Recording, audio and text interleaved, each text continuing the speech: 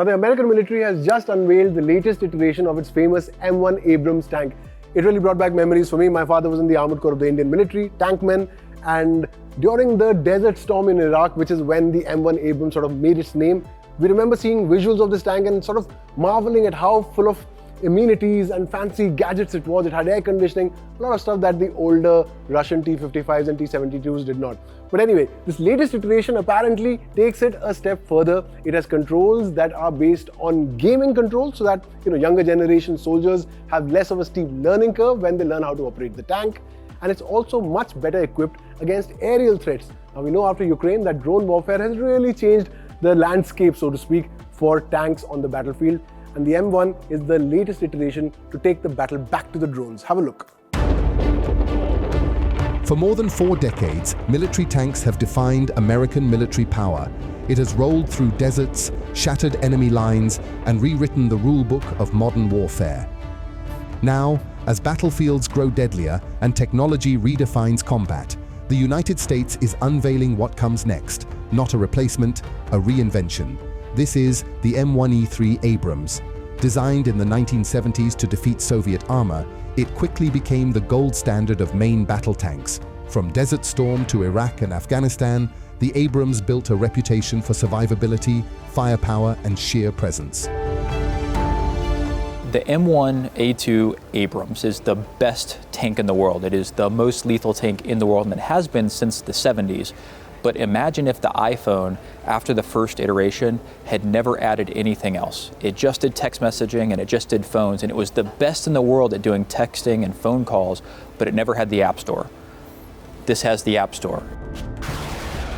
But today's battlefield is no longer just about armor and firepower. It is about speed, data, and dominance in every domain.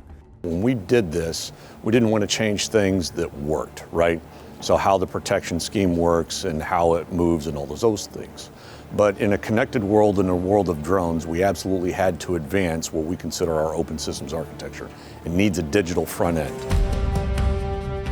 Modern wars have exposed new vulnerabilities. Low-cost drones, loitering munitions, and precision-guided weapons can now threaten even the heaviest platforms. At the same time, fuel-hungry systems and heavy logistics chains have become a liability in fast-moving conflicts.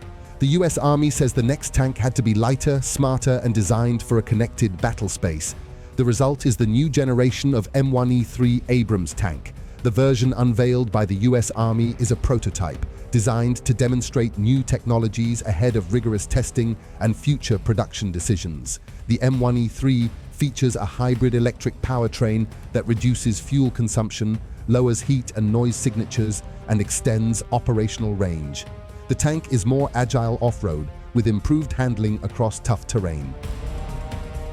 In the current warfare, mobility is safety.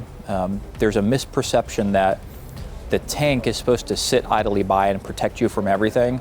What we have seen in Ukraine, what we have seen in the Middle East is that if you are sitting too long, you will be targeted and you will not survive. So being able to have 50% reduction in fuel need for the same mission profile, that's part of safety and survivability.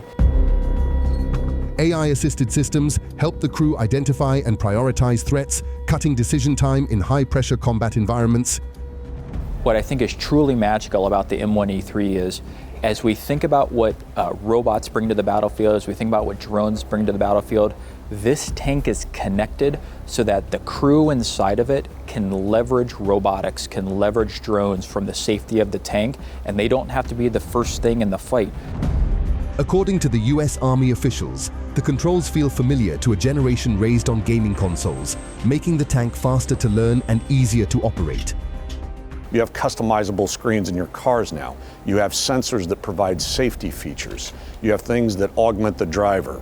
And then the OEMs can monitor the progress, or if you needed to connect to somebody in an emergency in 911. All those wonderful features, that's what changes on the tank going forward. We can now take derivatives of all that technology and put it in the hands of soldiers. The M1E3 is engineered for a battlefield where the biggest threats may come from above. Counter-drone and active protection systems form the first line of defense, intercepting incoming attacks before they can strike the armor. robotic and uncrewed systems can be deployed directly from the tank, allowing crews to scout, survey, and engage without exposing themselves to fire. America's next first battle should not be humans first. It should be us trading blood for steel, and it should be our robots going in first. We should be protecting our warfighters with technology like the E3 so that as many drones and robots as possible can be controlled from something like this. The crew experience has also been transformed. Digital controls and modern interfaces make the tank more intuitive to operate, reducing training time and easing the transition for younger soldiers.